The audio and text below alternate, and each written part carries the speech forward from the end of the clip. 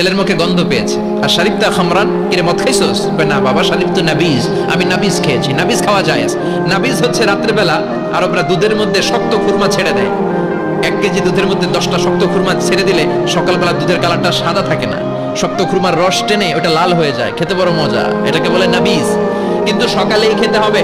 ওইটারে যদি 3 দিন জমায় রাখেন, 4 দিন জমায় রাখেন, ওইটাও গাঞ্জা হয়ে যাবে, ওইটাও তারি হয়ে যায়, মদ হয়ে যায়। সাইয়েদনা ওমরের ছেলে এই কাজ করেছেন, একটু তারির স্বাদ নেয়ার জন্য 4 দিন রেখে দিয়েছে। সাইয়েদনা ওমর বললেন, কি খাইছস? কয় মদ খাই নাই। নাবিজ খাইছস? এদিকে আয়, ইফতাহ ফামাক, মুখ খোল। হা করার পরে মুখের সামনে নাক নিয়ে গন্ধ দেখে মদের গন্ধ, কলারটা ধরে মসজিদে নববীতে নিয়েছেন। ইন দা মিন টাইম মসজিদে নববীতে জোহরের নামাজ হয়। নিজের ছেলেকে মসজিদে নববীর উস্তুয়ানা বলে, উস্তুয়ানাতু মসজিদে নববী, মসজিদে নববীর পিলারে বেঁধেছেন। যেহেতু উনি খলিফা, মসজিদে নববীর ইমাম, জোহরের নামাজের ইমামতি করলেন। সালাম ফিরালেন, আসসালামু আলাইকুম ওয়া রাহমাতুল্লাহ, আসসালামু আলাইকুম ওয়া রাহমাতুল্লাহ। সালামের পর বললেন, মাকানাকুম ইনদানা হাদ, সুন্নতের পর বসে যাবেন, আমাদের একটা হদ আছে।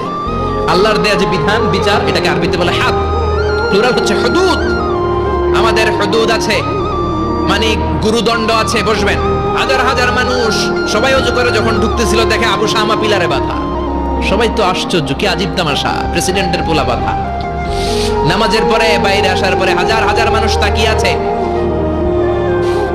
কানাঘুষা শুরু হয়ে যায়। সবাই বলে, কি হয়েছে?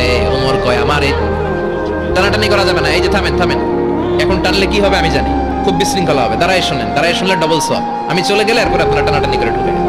কথা শুনতেছেন তো? মনোযোগ আছে? লোকদের মধ্যে কানাঘুষা।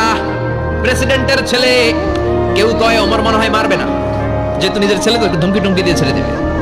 কেউ কেউ বলা হয় না, ওমর তো এত সহজ মানুষ না, মদের বিচার তো 80টা বের, মনে হয় 40টা মারবে। কেউ কয় না, 80টাই মারবে। ওমর চেয়ারে বসে জল্লাদরে ডাকলেন, বললেন, ইবদা বিসমিল্লাহ, নে চাবুক শুরু কর। বাইতুল মাল থেকে শক্ত সাইজের একটা চাবুক আনবি। জল্লাদ চাবুক এনে তাড়ালেন। ওমর বললেন, ইবদা বিসমিল্লাহ, শুরু কর। জল্লাদ মারতে শুরু করেছে। ওয়াহিদ, ইতনাইন, তালাতা, 3টা মারার পরে এক থাপ্পড় মেরে জল্লাদকে 3 হাত ধরে ফেলে দিলেন। ধমক দিয়ে বললেন, তুই চাবুক মারস নাকি চাকরি বাসাস? আসলে জল্লাদ কিন্তু আসতে মারে নাই, দেহের যত জোর ছিল জোর দিয়ে মেরেছে, কিন্তু ওমরের পছন্দ হয় নাই।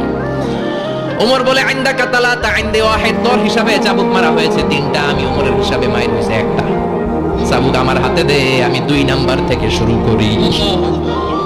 ওমরে ফারুক 2 নাম্বার শুরু করলেন, 2, 3, এক একটা চাবুক মারে, ছোপ ছোপ করে চামড়া ছিলে, রক্তগুলো মসজিদে নববীর বারান্দার পিলারের মধ্যে লাগে। ওমরের যে শক্তিশালী দ্বিতীয় কোনো পুরুষ মদিনার জমিনে ছিল নাকি? ওমরের হাতের মাইর। ছেলেটা চিৎকার দিয়ে বলে, বাবা, ও আব্বা, আর মদ খাবো না, ছেড়ে দেন, আর খাবো না।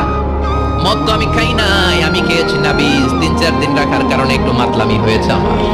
আব্বা, এবারের জন্য ছেড়ে দেন, আর খাবো না। ওমরের কঠোর হৃদয়ে কোনো দয়া মায়া আসে না, মারতে লাগলেন। এবার আবু শাহামার মা, ওমরের বউ, পায়ের মধ্যে ওমরের পায়ে পড়ে ডেকে বলে, ওমর, আমার কলিজার টুকরা ছেলেটারে মারিস না। 30টা বাড়ি মারা হয়েছে, আর বাকি 50টা বাড়ির জন্য এক একটা চাবুকের বিনিময়ে আমি এক একটা ওট আল্লাহর রাস্তায় সদকা করব রে ওমর। সাইয়েদনা ওমর বলে, আরে নিয়ে যাও।